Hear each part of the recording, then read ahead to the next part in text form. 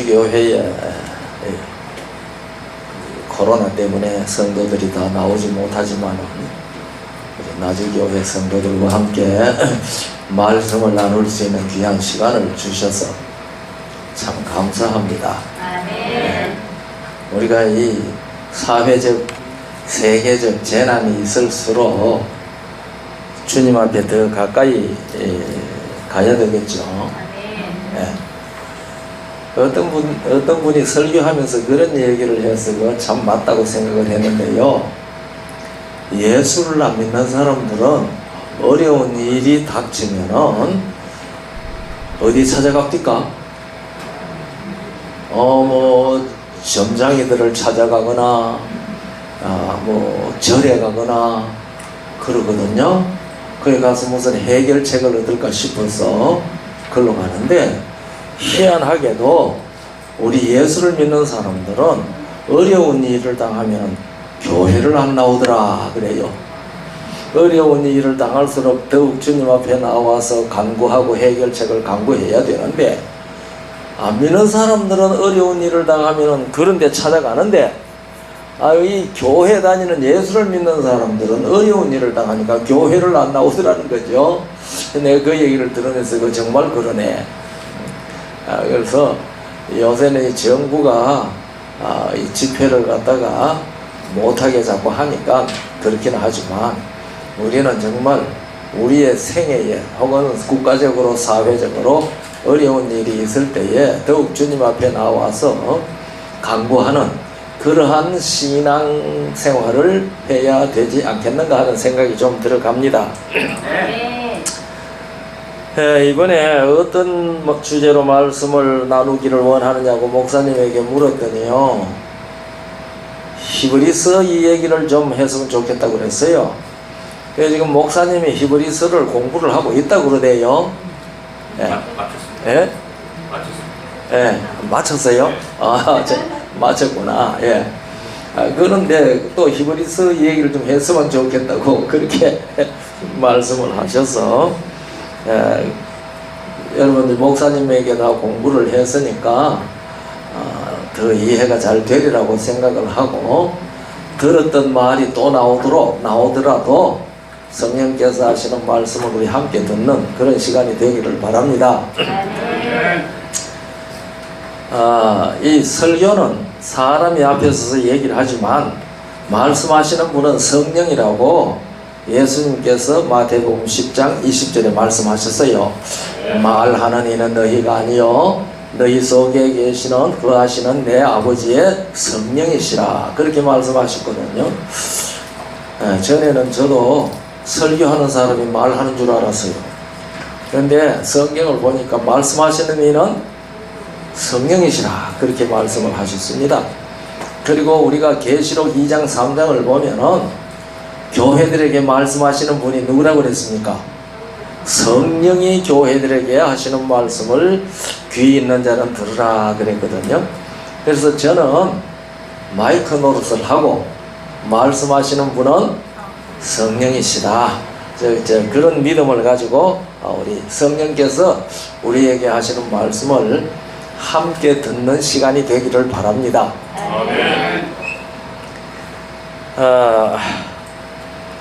예수님께서 성전에서 말씀하시고 나올 때에 제자들이 물었습니다. 그 성전을 가리키면서 얼마나 아름답게 지었습니까? 우리가 누가복음에 보면은 그 미석과, 누가복음 21장에 쭉 읽어나가 보면은 그 미석, 아름다운 돌, 그 미석과 아름답게 꾸며놓은 것을 보고, 주님 이거 보십시오, 얼마나 아름답습니까? 우리가 시대의 소망이 아니라 각 시대의 대쟁투를 읽어보면은 예루살렘 성전은 참 아름답게 꾸며져서 유대인들의 자랑이라고 했어요. 그 전면, 근면은 전부 황금으로 입혔다고 그래요. 그러니까 아침에 해가 돋아 올라오면은 거기에 정면에 탁 비치기 때문에 감히 눈 뜨고 볼 수 없도록 그렇게 찬란하게 지었다고 그래요. 헤롯이 유대인들의 환심을 사기 위해서 그렇게 지었습니다. 그게 자랑거리였어요. 그런데 예수님께서 깜짝 놀랄 말씀을 하셨잖아요. 이거 보느냐? 이제 때가 이르면 돌 하나도 돌 위에 놓이지 아니하고 다 무너질 것이다. 제자들이 얼마나 놀랐겠습니까? 그 유대인의 자랑거리거든요. 그런데 그렇게 될 날이 다가오고 있는 것을 히브리서 기자, 히브리서를 쓰신 분은 그걸 보고 있는 거예요. 그러니까 유대인들은 성전에 그들의 신앙이 다 집중되어져 있습니다. 그들이 신앙생활을 올바르게 했든지 안 했든지 간에 그 성전에는 그들의 하나님 여호와께서 계시는 곳이라. 그래서 어디 가든지 솔로몬이 성전을 짓고 그렇게 이야기하지 않았습니까? 어디 가든지 성전을 향하여 기도할 때에는 하나님께서 들으시고 응답해 주세요 그랬단 말이에요. 그래서 이 바벨론에 포로로 잡혀간 다니엘도 하루 3번씩 어디로 창을 열고요? 예루살렘을 향한 창을 열고 거기에서 기도했거든요. 왜? 예루살렘에 성전이 있기 때문에 그럽니다. 그런데 그 성전이 무너진다는 것은 유대인들에게는 상상도 못할 일이었습니다. 왜냐하면 그들이 섬기는 창조주 여호와 하나님이 거기 계신다 이 말이에요. 근데 오늘날 우리는 성경을 보고 예수님을 믿고 성경에 계시된 하나님을 믿는 것하고 그 시대의 사람들이 그들이 믿는 하나님을 생각하는 것하고 그 생각이 좀 달랐습니다. 그러니까 유대인들은 여호와라 이름하신 하나님은 자기네들의 하나님이고 바알은 블레셋인의 하나님이고 이렇게 다 그 신들이 각 민족마다 지역마다 신들이 다 있다고 생각을 한 거예요. 그래서 우리가 성경을 보면은 모든 신들의 신 여호와 이렇게 말하지 않습니까? 사실 성경은 여호와 하나님 외에는 신이 없다고 하는 말도 있는데 그러나 신들의 신 이렇게 성경에 기록된 걸 우리들이 봅니다. 그렇게 보는 것은 그 시대의 신관에 하나님을 어떻게 생각했느냐 하는 그것을 반영하는 그러한 문장입니다. 그러니 이스라엘 사람들 유대인들에게는요 성전이 무너지면은 누가 없어지는 것처럼 생각했을까요?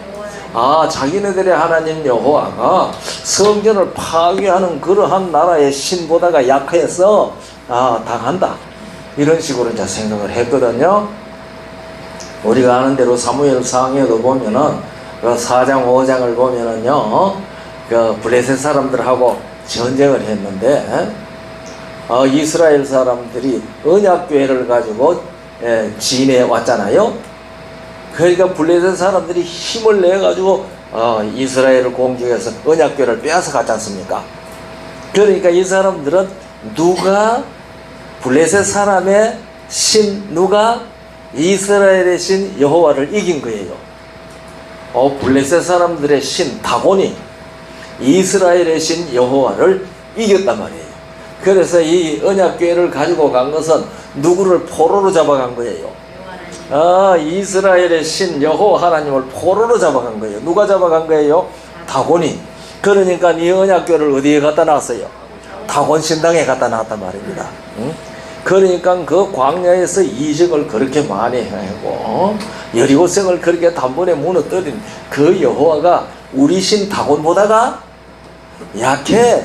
그러니까 다곤이 여호와를 사로잡아 와서 갖다 놨는데 그 이튿날 다곤의 제사장이 들어가 보니까 이 다곤 신상이 누구 앞에 엎드려져 있어요? 하나님의 궤 앞에 엎드려져 있습니다. 왜 이럴까? 그래서 다시 세웠거든요. 그 이튿날 들어갔더니 이제는 엎드려져 있는 정도가 아니고 뭐예요? 머리도 부러지고 손목도 부러지고 부러진 손목 하나는 그 신단 문지방에 떠 얹혀 있었다고. 그러니까 우리 다곤이 쩔쩔매네. 그러니까 이 신 여기에 뒀다가는 큰일 나겠다 이렇게 생각을 했거든요. 이런 것들은 그 시대에 사는 사람들이 신에 대해서 어떻게 생각하느냐 하는 것을 우리에게 가르쳐주는 그런 기록들입니다. 그런데 예수님께서 이 성전이 무너질 거라고 제자들한테 얘기했잖아요. 그 제자들은 들었지만 누구들은 아직 못 들었어요. 그 유대인들은 그 얘기 다 들은 것 아니잖아요.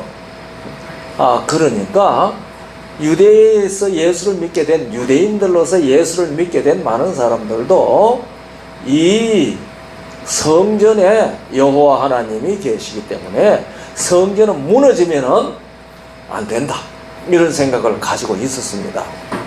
그런데 예수님께서 돌 하나도 돌 위에 놓이지 않고 다 무너질 것이라고 하셨잖아요.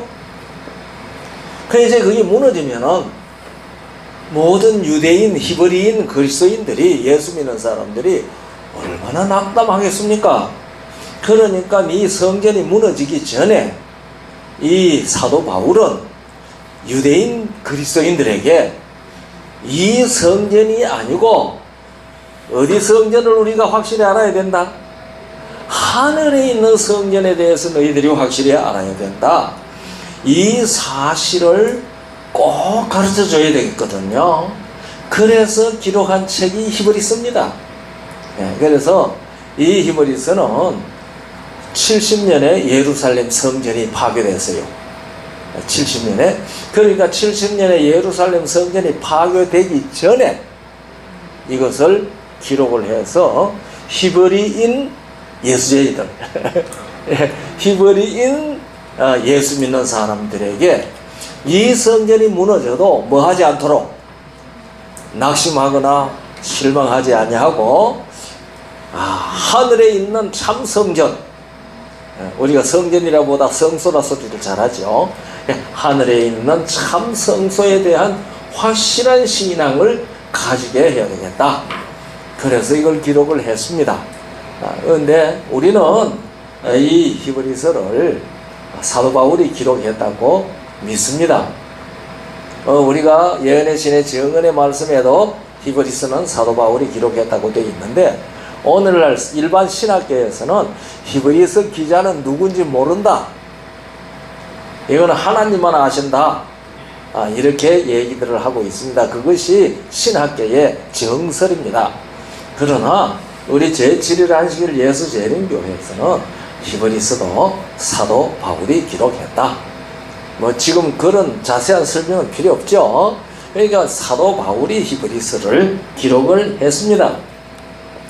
그래서 히브리 1장 1절로부터 3절까지 읽어보면은요, 옛적의 선지자들로 여러 부분과 여러 모양으로 우리 조상들에게 말씀하신 하나님이 이 모든 날 마지막에 아들로 우리에게 말씀하셨으니, 이 모든 날 마지막에 아들로 우리에게 말씀하셨으니 이 아들을 만유의 후사로 세우시고 또 저로 말미암아, 아들로 말미암아 모든 세계를 지으셨느니라.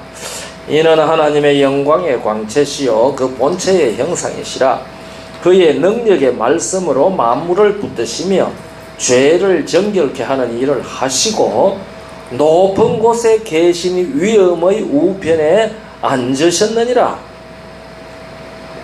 여기에 죄를 정결케 하는 일을 하시고 높은 곳에 계신 위엄의 우편에 앉으셨느니라 하는 이 말씀, 아주 히브리서 전체를 흐르는 핵심되는 중요한 말입니다.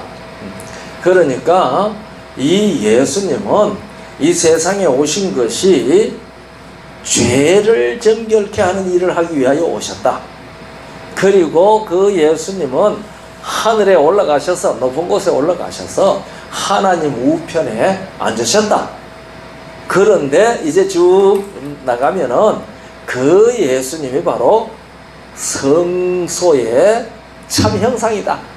그분은 하늘에 가서 우리를 위하여 속죄 봉사를 하시는 대제사장으로 봉사하신다. 이걸 지금 열심히 가르쳐주고 있거든요. 열심히 가르쳐주고 있는데, 여기에 이제 구약 성경에는 이 구원의 복음, 구원의 도리를 여기 말했다는 여러 부분과 여러 모양으로 선지자들을 통하여 나타내었습니다. 우리가 구약 성경을 읽으면은요, 개인적 사건도 있고 역사도 있고 그렇게 여러 가지 있잖아요. 그리고 그것을 기록한 사람들을 선지자라 그러거든요. 선지자라는 말이 무슨 뜻으로 우리가 아는가 하면은요, 먼저 선자, 알지자, 사람 자자지 않습니까? 그러니까 먼저 아는 사람 이런 뜻으로 이해하거든요. 예언자라고도 잘 하죠. 그런데 이 말은 정확한 말은 아니에요. 이 선지자라고 번역되는 히브리 말은요, 아주 쉽습니다. 나비입니다. 나비 여기 나비 그려옵니다. 예, 선지자라는 말이 히브리 말로 나비거든요. 그런데 나자를 좀 길게 발음합니다. 나비입니다. 이 나비라는 말은 대언자라는 말입니다. 그러니까 하나님의 말씀을 대언하는 사람, 그런 뜻이거든요. 그러니까 하나님께서 이 선지자에게, 이 나비에게 과거의 일을 말하라고 주면은 과거의 일을 말하고, 현재의 일을 말하라고 하나님이 주시면은 현재의 일을 말하고, 미래의 일을 말하라고 주시면은 미래의 일을 말하는 겁니다. 그래서 성경은 나비를 통하여 주신 하나님의 말씀을 기록한 것이거든요. 그래서 우리가 선지자라는 말을 듣고 성경의 얘기는 전부 다 예언인가? 그건 아니거든요. 그러니까 미래에 대한 말도 있고 과거에 대한 말도 있고 선지자가 살고 있던 그 현재에 대한 말도 있습니다. 그러니까 하나님께서 그들에게 주시는 대로 말하거든요. 그래서 그 사람들은 하나님의 말씀을 대언하는 자입니다. 그래서 이 선지자라는 말을 대언자라고 번역을 하면 더 정확한데, 전부 선지자라고 예언자라고 알고 있으니까 지금 그걸 대언자라고 바꾸는 일이 쉽지 않잖아요. 그래서 자 그냥 선지자, 예언자 이제 그렇게 말합니다. 그런데 이 선지자들을 통해서 구약 성경에 기록한 내용은 구주가 오신다, 그것을 중심으로 말했어요. 구주가 앞으로 오신다. 그런데 신약 성경은 구주가 오셨다. 신약 성경은 그 오신 구주가 예수다. 그 얘기를 우리에게 가르쳐 주는 것이거든요. 그래서 이 히브리서는 그 구주 예수님이 하늘에 가셔서 성소, 하늘에 있는 성소에서 봉사를 하시는 대제사장이 되신다.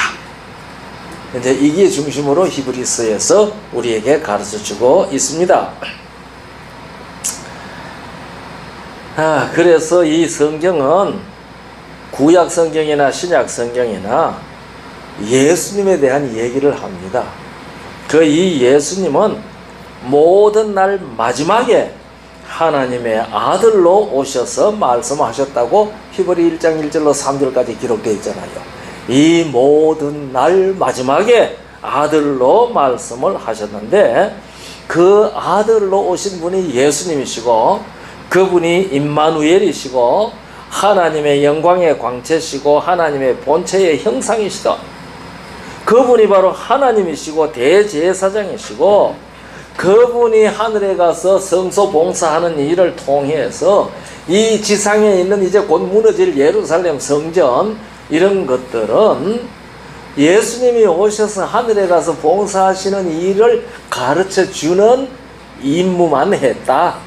그러니 예수님 오셔서 하늘에 가셨으니까 이거 무너져도 우리한테 신앙적으로나 그런 일에 아무런 손해가 없다. 오히려 그거 붙들고 있으면은 오히려 성경에 정말로 가르치는 구원의 복음을, 진리를 모르는 것이 된다. 이런 내용들이 이제 기록되어 있는 겁니다. 그래서 이 히브리서 1장부터 이 4장까지는요, 예수님이 누구보다 월등 더 나으신 분인가 하는 것을 비교하고 있습니다. 그래서 1장, 2장은 예수님을 천사보다가 월등하신 분이다. 그것을 이제 얘기를 하고 있습니다.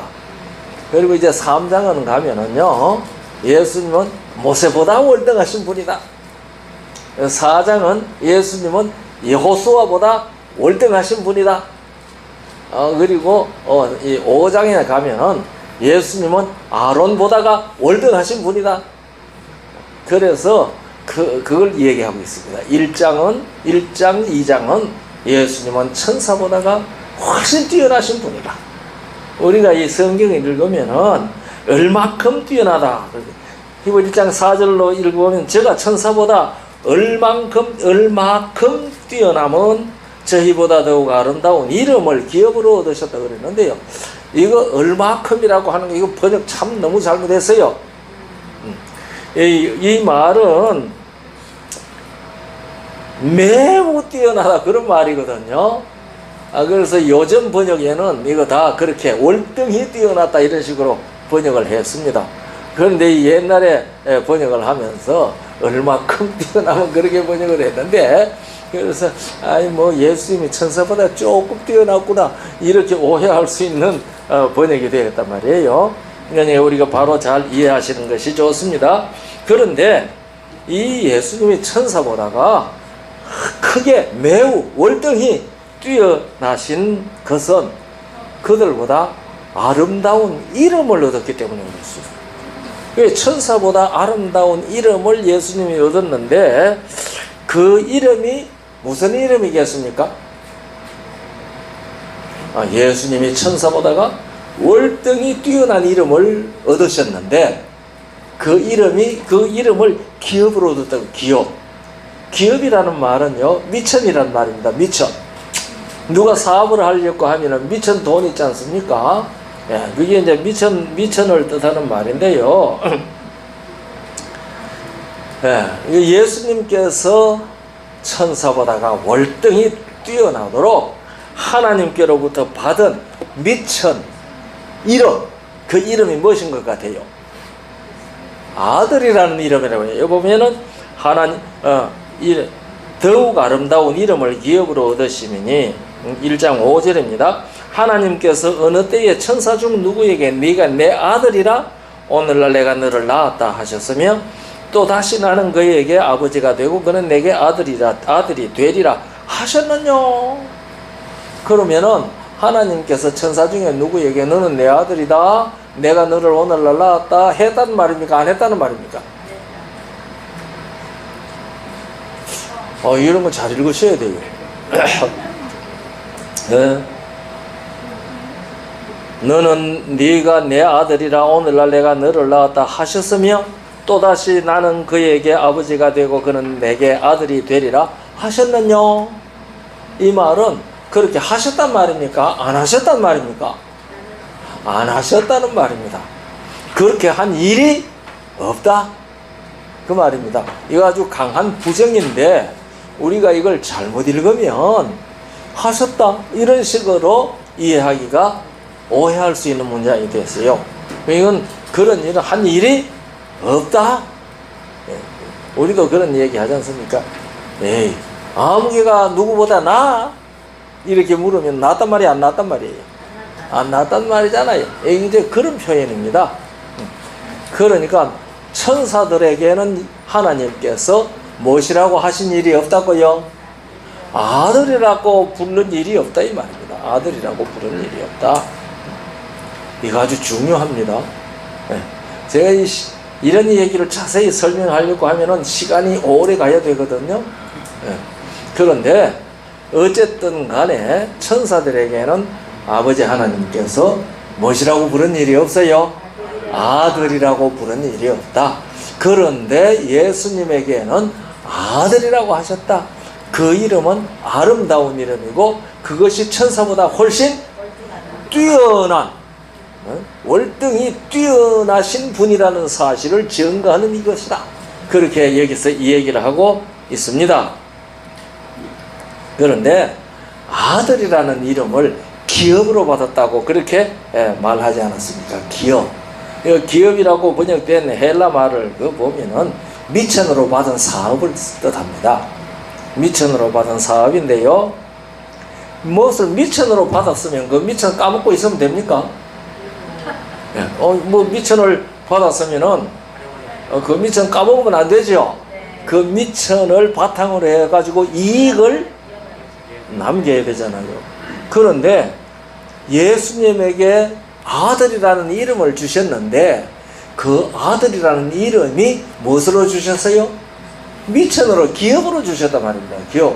그러면은요, 예수님의 아들이라는 이름을 미천으로, 기업으로 받았다고 하면은 그 미천 기업 아들이라는 이름을 가지고 뭘 해야 돼요? 이익을 만들어야 되잖아요. 이익을. 응? 그 이익이 뭐예요? 예수님이 아들이라는 이름을 미천으로 받았는데 아들이라는 이름 미천을 가지고 그 이익을 낳아야 되는데 이익을 낳아야 되는 그 이익이 무엇일까요? 모두 마스크 해가지고서 대답들을 안 하시니까 참 편합니다. 그러면은 예수님이 무슨 이름을 받았습니까? 아들. 그러면 예수님의 아들이라는 이름을 받아가지고 이제 이익을 하나 낳았어요. 이익을. 어떻게 더 좋은 표현이 없어요, 목사님? 예? 이윤을 만들었는데요. 그 이윤 만든 게 무엇이겠어요? 아들을 하나 더 낳아야 되잖아요. 자기가 아들이니까, 아들이라는 이름을 미천으로 받았으니까 또 아들을 또 하나 만들어야지 이익이 되는 것 아닙니까? 이익을 넣은 거거든요. 그래서 예수님의 아들이라는 이름을 받으신 이유는 예수 믿는 사람들이 무엇이 되도록 하기 위하여? 하나님의 아들이 되도록 하기 위하여 아들이라는 이름을 미천으로 주신 거예요. 그러니까 예수님이 하나님의 아들이라는 이름을 미천으로 안 받았으면은 우리가 예수님만 믿어도 우리가 뭐가 될 수 없어요? 하나님의 아들이 될 수가 없어요. 예? 누가 저게 아들 하고 하니까 여자분들이 섭섭해 하더라고 그러던데, 예, 자녀라고 하면 되겠죠. 예.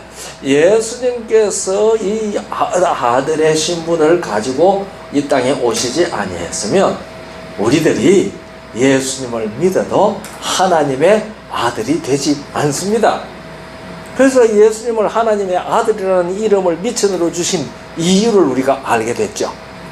그래서 에베소 1장 5절을 보면은요, 에베소 1장 5절을 보면은 이렇게 되어 있습니다. 그 기쁘신 뜻대로 우리를 예정하사 예수 그리스도로 말미암아 자기의 아들들이 되게 하셨으니 그랬습니다. 예수님이 아들이기 때문에 우리도 예수님을 믿으면은 뭐가 돼요? 하나님의 아들들이 되는 겁니다. 그래서 예수님이 그냥 하나님의 아들이니까 아들이라고 하는가 보다 이렇게 생각하시면 예수님의 하나님의 아들이라는 칭호에 대해서 충분히 이해하고 있는 게 아닙니다. 그 예수님은 원래 하나님의 아들이 아니에요. 삼위가 동등하잖아요. 아버지, 우리가 마태복음 28장 19절에 나타나 있는 대로 아버지와 아들과 성령의 이름으로 침례를 주고 돼 있지 않습니까? 그래서 삼위라는 걸 우리가 알잖아요. 그런데 이 삼위에 대해서도 지금 제가 설명을 드리면 시간 까먹으니까요. 이 삼위가 일명이 이름이 하나예요. 아버지 이름, 아들 이름, 성령 이름이 다 하나밖에 없어요. 똑같아요. 그 이름이 여호와입니다. 그래서 아버지 이름도 여호와, 아들 이름도 여호와, 성령 이름도 여호와. 그래서 삼위가 한 이름을 가지고 있습니다. 그러니까 우리가 삼위일체라고 그러는데요, 저는 이 마태복음 28장 19절을 근거로 해서 삼위일체보다가 삼위일명이 성경적이라고 합니다.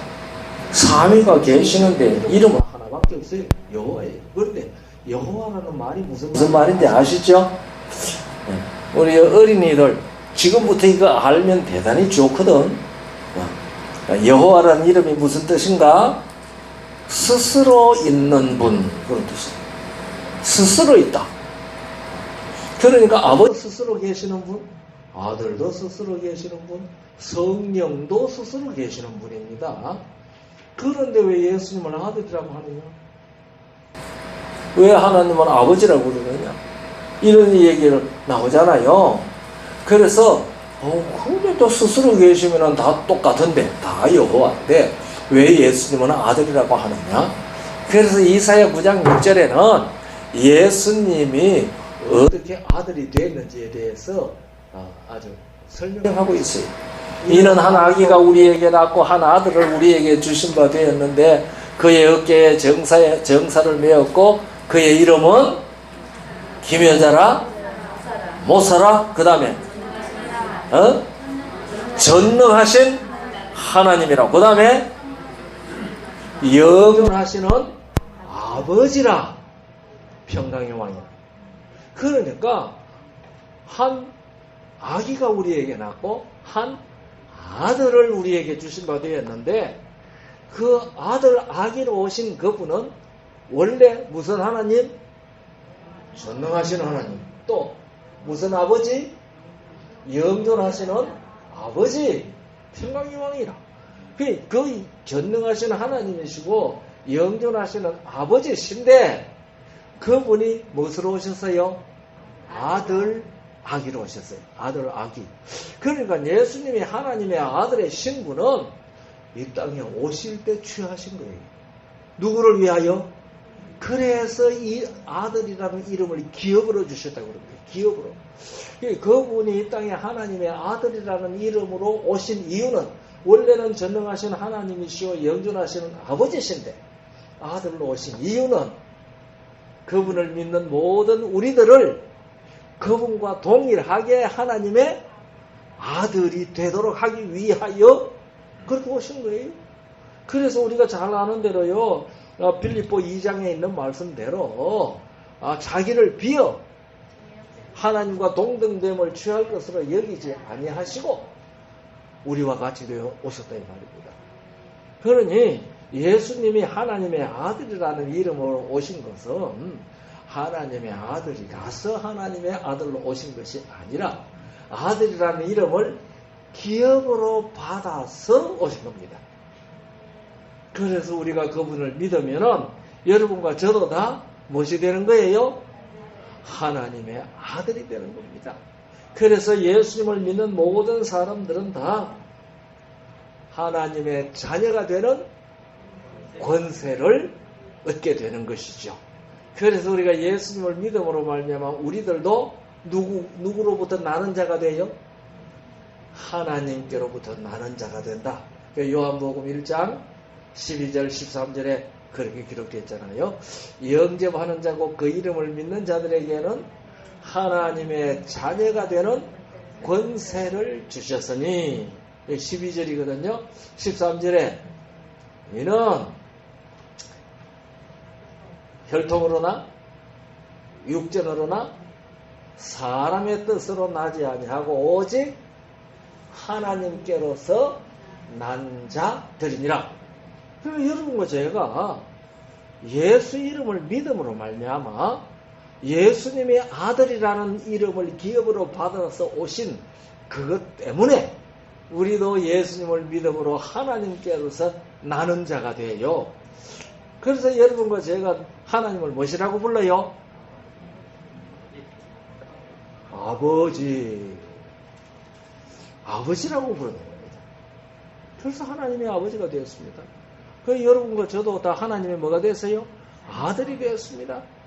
그래서 우리가 이 로마서 8장이나 갈라디아서를 읽어보면은 하나님을 부를 때 우리가 어떻게 부를 수 있다고요? 아바 아버지라. 아바 아버지라. 예수님께서 겟세마네 동산에서 피땀 흘리는 기도를 하실 때 마가복음을 읽어보면은 아바 아버지 그렇게 불렀어요. 그 아바라고 하는 아람어는요, 요새 우리 한국말로 하면은 아빠라는 말입니다. 네. 옛날에 유교 사상에 아주 깊이 찌들어 있을 때는요, 장성한 아들, 딸이 아버지 보고 아빠 하고 부르긴 혼났어요. 어디 품이 없이 말이야. 아빠 하기 다 크게. 그래 꼭 뭐라고 불러야 돼요? 아버지. 예의를 갖추어서 아버지 라고 불러야 돼. 한다고요. 그런데 요새는 장성해도 아빠라고 부르는 자녀들이 꽤 많아요. 그런데 아버지라고 부르는 것보다 아빠라고 부르니 더 정이 가더라고요. 여러분들도 그런 경험들 좀 합니까? 네. 엄마라고 부르는 거는 나이가 많아도 아무 말도 안 하는데 아빠라고 부르면은 얘가 그런데 예수님께서 그 겟세마네 동산에서 피땀 흐르는 기도를 하실 때 하나님 아버지를 부를 때에 아버지 그렇게 부르셨어요. 그럼 오늘날 우리들도 예수님 때문에 하나님을 아버지라고 부를 수 있어요. 그래서 이걸 훔쳐가가지고 어떤 데서는 하나님 우리 아빠 하고 하는 사람들 생겼었잖아요. 이게 무슨 말인지 알고 하는 소리인지는 모르겠습니다만은 그만큼 우리가 예수님으로 말미암아 하나님께로서부터 나는 자가 되어가지고 우리 하나님과 더불어 친밀감이 그만큼 되어 있다는 사실을 누가 아들 되어 오심으로 예수님께서 아들의 신분을 취하여 오심으로 말미암아 우리가 그렇게 된다. 그렇게 할 수 있도록 그렇게 하신 것입니다. 그런데 천사들에 대해서는 내 아들이라, 내가 너를 낳았다, 너는 내가 너의 아버지가 되겠다, 그런 말을 한 일이 없어요. 그리고 우리가 아는 대로 히브리 1장 14절에는 천사들은 부리는 영으로, 성도들을 섬기는 부리는 영으로 임명했다고 그렇게 말씀하지 않았습니까? 그래서 천사들은 다 우리를 많은 사람들이에요. 섬기는 존재들이에요. 사람이 아니라 섬기는 존재들이에요. 예? 그런데 우리가 이제 지금은 우리가 천사보다 나아요, 못해요? 예? 천사보다 훨씬 못해요, 조금 못해요? 훨씬 못해요. 그런데 우리 시조 아담이 창조받았을 때는 천사보다가 훨씬 못했을까요? 조금 못했을까요? 조금 못했다고 시편 8편 5절에 기록되어 있습니다. 하나님께서 사람 저가 무엇이고 한데 누구보다 조금 못하게 하시고 천사보다 조금 못하게 하시고. 제가 이번에 책을 하나 썼거든요. 그런데 이 성경으로 본 인류문화사라고 하는 그런 책을 하나 썼거든요. 그런데 그 책을 제가 가만히 쓰면서 보니까요, 오늘날 사람을 바보 멍텅구리로 만드는 기계가 있어요. 그거 뭔지 아시죠? 예? 이거 사람 멍텅구리로 만드는 제 아내 재혼한보다도 기억 못해요. 여기 들었으니까. 그러니까요. 이제는요. 전에는 성경 연구할 때에 관주 성경을 많이 썼거든요. 이제는 관주 필요 없어요. 이거 뚝뚝 치면은 다 나온다고. 그러니까 이제는 사람이 기억을 하는 대신에 뭘 의지해요? 기계를 의지해요. 그러니까 사람을 점점 멍텅구리로 만들어요. 똑똑하게 만들어요.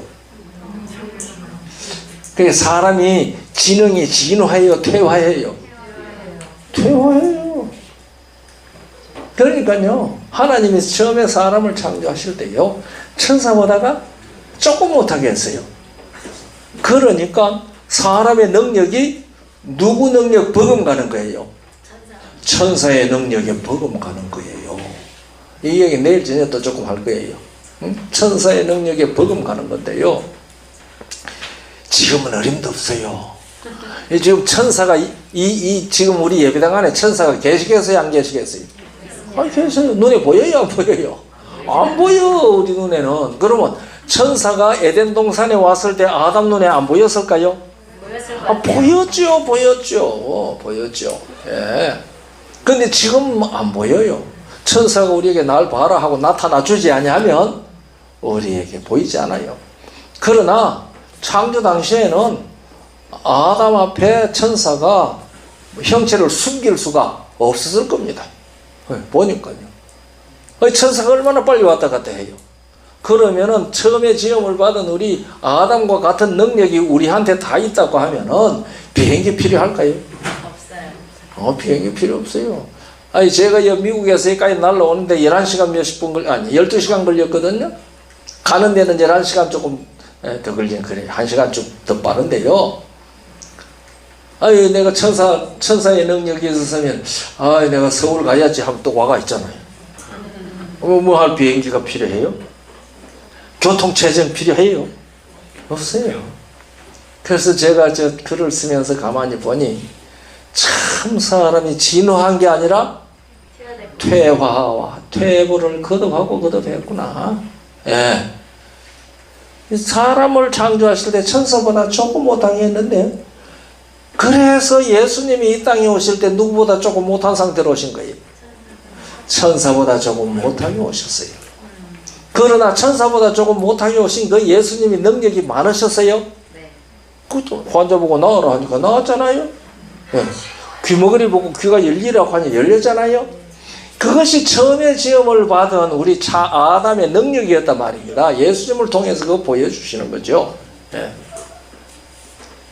네. 그런데 그런 예수님이 이 땅에 왔을 때 천사들에게는 불의는 영이라고 말씀하신 하나님이 히브리서 1장 8절에 이렇게 말합니다. 아들에 관하여는 하나님이여 주의 보조가 영영하며 주의 나라에 호르는 공평한 홀이니이다. 그랬어요. 그러니까 아버지 하나님이 아들을 이 땅에 아들이라는 신분과 이름으로 기업을 주셔서 보냈을지라도 그 아들에게 아버지 하나님이 무엇이라고 불렀어요? 하나님이요 하고 불렀단 말입니다. 그래서 이 히브리 1장 8절은 아버지 하나님이 아들 하나님에게 하나님이요 하고 불렀다는 사실을 기록해 놓은 겁니다. 그래서 그분이 이 땅에 우리와 같은 형상으로 사람의 모습으로 오셨을지라도 여전히 그분은 누구셨다? 하나님이셨다. 그러니까 천사와 비교가 안 된다. 그래서 모든 천사들은 7절에 6절 7절에 보면은 모든 천사들은 그 아들로 오신 예수님에게 뭐하라? 경배하라. 그렇게 얘기하거든요. 그러니까 천사도 경배하라고 그랬는데 지금은 우리가 타락한 아담의 후손으로 태어나가지고 천사보다 훨씬 못해진 우리가 우리 예수님에게 경배해야 되겠어요? 경배 안 해야 되겠습니까? 경배해야 됩니다. 네. 그래서 우리가 성경에 보면은요, 하나님을 경외하라는 말이 많이 나오잖아요. 그 경외하라는 말을 이 경자는 공경경자고 외자는 두려울 외자거든요. 그래서 겁내라 이런 소리로 생각하면 안 되잖아요. 그 경외하라는 말을 어떻게 하면 더 쉽게 이해할 수 있을까? 그거 좀 생각을 볼 때예요. 우리가 성경에 보면은 하나님의 이름에 합당하게 그분을 대하라고 그랬거든요. 그러니까 경외한다는 것의 제일 첫 걸음은 그분을 상대방을 그분에게 합당하게 대하는 태도입니다. 예, 이런 태도 없으면 경외는 첫 발도 못 디디는 거죠. 그래서 아들이 아버지 보고 아버지를 앞에 두고 저 영감쟁이 저거 말이야, 저게 우리 아버지야 이러면 되겠습니까? 그럼 그 아버지 경외하는 거예요? 무시하는 거예요? 무시하는 거예요. 그러니까 그분에게 합당하도록 대우하는 줄 아는 것이 경외의 첫 발걸음입니다. 그래서 성경에 하나님의 이름에 합당하게 그분에게 경배하라고 그랬죠. 그게 경외입니다. 그래서 우리가 일상생활 가운데서 생각이나 말이나 감정이나 태도 중에서 마치 하나님이 없는 것처럼 우리가 하나님의 예수님으로 말미암아 하나님의 아들이라는 신분을 얻은 우리가 마치 일상생활 속에서 하나님이 안 계시는 것처럼 말하고 생각하고 감정을 드러내고 태도를 나타내면 그건 하나님을 뭐 하는 거예요? 무시하는 거예요. 경외하는 거 아니거든요. 천사도 경배하는데, 두려워하면서 경배하는데, 우리가 사람이 되어서 눈에 안 보이니까 마음대로 해요, 우리가. 그러니 우리는 무엇을 하든지, 생각을 하든지, 말을 하든지, 먹든지, 마시든지, 무엇을 하든지 하나님의 영광을 드러내는, 하나님께서 바로 내 옆에 계시는 것처럼 그렇게 말해야 돼요. 말하고 생각해야 돼요. 저는 3대째 장로교인이었기 때문에, 장로교 때에 이제 중고등학교 다 다녔잖아요. 그래서 미션 스쿨을 다녔는데요.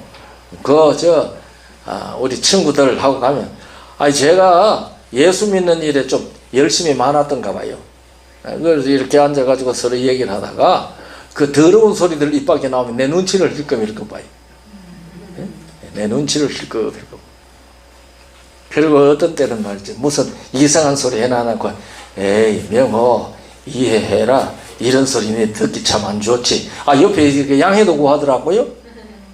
이거 사람도 좀 그런 버겁다고 생각하면 말을 그렇게 하는데, 우리 아버지 하나님, 우리를 예수 그리스도의 희생을 통해서 아까 여기 얘기했던 대로 죄를 사하는 일을 하시고 하늘에 올라가셔서 지극히 높으신 이의 우편에 앉으신 그분을 통해서 우리들도 하나님의 아들, 딸, 자녀라는 이름을 얻었습니다. 얼마나 영화로운 이름입니까?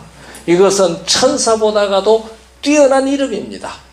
우리가 이제 부활하게 되면 예수님 재림하시고 죽은 자 가운데서 부활하게 되면은 우리가 천사보다 더 뛰어나게 됩니다. 천사보다 더 뛰어나게 됩니다. 왜 우리가 천사보다 뛰어날 수 있을까요? 제가 대답 다 얘기를 했는데, 예? 하나님, 예수님이 무슨 칭호로 오신 것이? 아들이라는 칭호로 오는 것이 천사보다가 월등히 뛰어난 이름을 받았거든. 우리도 예수 그리스도 안에서 하나님의 아들이라는 신분을 얻었으니 누구보다 뛰어나는 거예요? 천사보다 뛰어나는 겁니다. 지금은 우리가 천사보다 조금 못하게 지음을 받았고 천사보다 훨씬 못하게 타락했지만은 이제 예수님 재림하셔서 여러분과 제가 첫째 부활에 참여하면은 그때는 우리가 누구보다 뛰어난 존재가 돼요?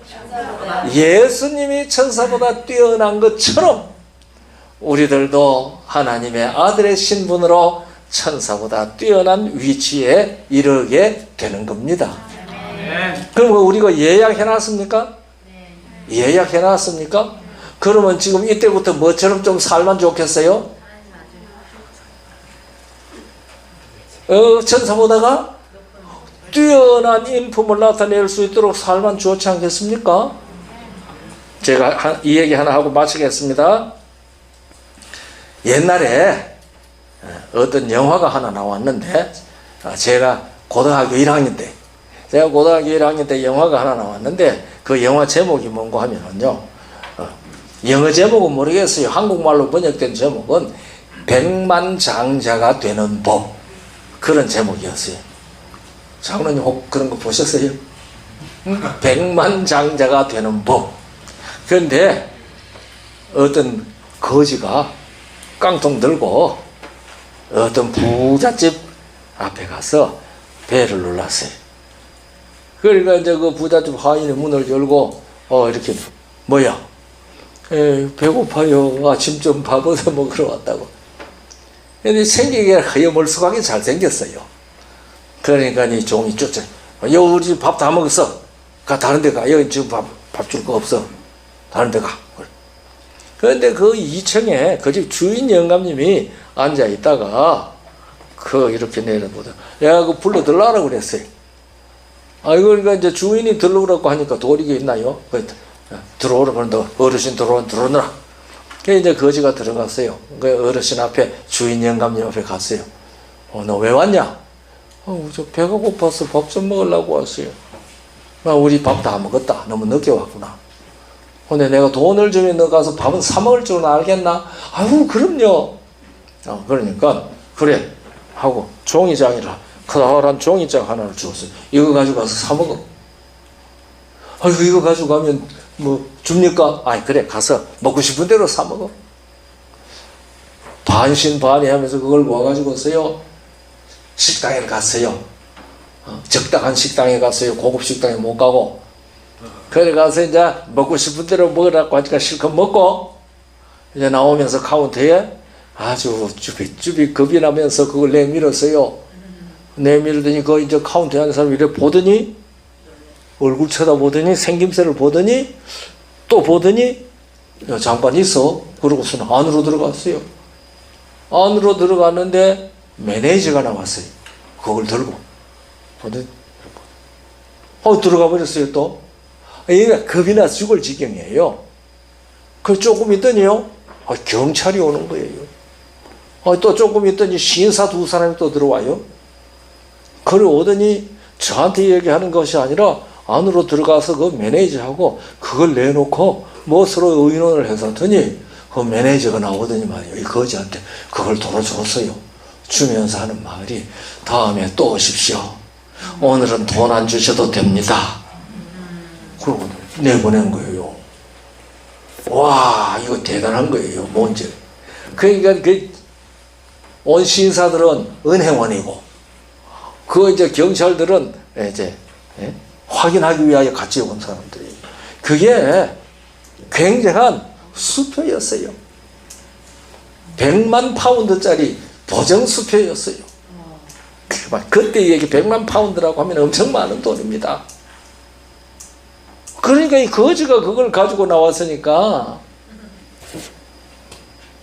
아마 이 얘기가 길기 때문에 요거만큼만 할게요. 그러면 그 거지가 그날부터 뭐가 됐어요? 그 시간부터 뭐가 됐어요? 백만장자가 됐어요. 그래서 이제 와가지고 그 어른한테 도로 와가지고 그걸 이제, 아이고 오늘 잘 먹었습니다. 그 양복점에 가서 옷 하나 잘 입고 똑같은 현상이 계속 벌어지는 거예요. 그 영화가. 그래가지고 주인한테 그걸 내니까, 내가 너 줬다? 네가 해. 그래서 졸지에 뭐가 됐어요? 백만장자가 됐습니다. 자, 그런데 이 친구가 그 백만장자 수표를, 보정 수표를 주머니에 집어넣고, 그 다음에는 깡통 들고, 이 집 저 집 얻어먹으러 다니면은 뭐예요? 거지예요. 주머니는 뭐 들었는데? 백만장자가 들었는데, 우리가 예수 그리스도를 믿음으로 말미암아 천지와 만물을 창조하신 여호와라 이름하신 그 하나님의 아들, 딸들이 되잖아요. 그런데 우리가 그 아들, 딸 된 신분은 다 주머니 집어넣어 놓고 뭐처럼 살아요? 죄인처럼 살아, 죄인처럼. 안 되죠. 그러니까 우리가 예수님께서 이 땅에 사실 때에 아들의 신분에 걸맞게 사신 것처럼 우리들도 예수 그리스도 안에서 아들의 신분을 얻었으니까 아들의 신분에 걸맞게 살아야 된다. 그것이 우리 하나님 아버지를 경외하는 것이고 하나님 아버지께 영광을 돌리는 것이고 우리를 그렇게 이끌어 주신 예수님에게 영광을 돌리는 것이고 그분을 높이는 삶을 사는 겁니다. 아무쪼록 우리 나주교회 성도 여러분들, 우리가 예수님 안에서 아들들이 되었습니다. 그렇게 하기 위하여 예수께서는 전능하신 하나님이시고 영존하시는 아버지신데 아들의 신분으로 이 땅에 오셔서 하나님께서 그에게 아들이라는 이름을 기업으로 주신 것입니다. 그래서 1장에서 히브리 1장에서 천사와 예수님을 비교하면서 천사는 우리를 부리는 섬기는 자들이고 예수님은 하나님의 아들로 오셨는데 원래는 하나님이시다. 아버지 하나님이 그 아들 예수님을 보고 하나님이여 라고 부르지 않았느냐? 그런데 그 이름은 기업으로 주신 것이다. 그거는 뭐냐 하면은 그를 믿는 모든 사람들이 그로 말미암아 아들이 되도록 하기 위하여 아들이라는 이름을 기업으로 주신 것이다. 그래서 여러분과 제가 예수 그리스도 안에서 이런 하나님의 아들이 되면 예수님께서 이윤을 많이 남기신 거예요. 이윤을 많이 남기신 거예요. 예수님 손해보신 거예요. 이윤을 남긴 그 예수님께서 하나님 앞에 가셔서 보세요 아버지 내가 이윤을 이만큼 남겨가 왔습니다 할 수 있도록 사셔야 되겠죠. 그런 축복이 성령으로 말미암아 오늘 오신 분이나 못 오신 분이나 우리 나주교회에 넘치도록 풍성하게 임하기를 간절히 바랍니다. 감사합니다.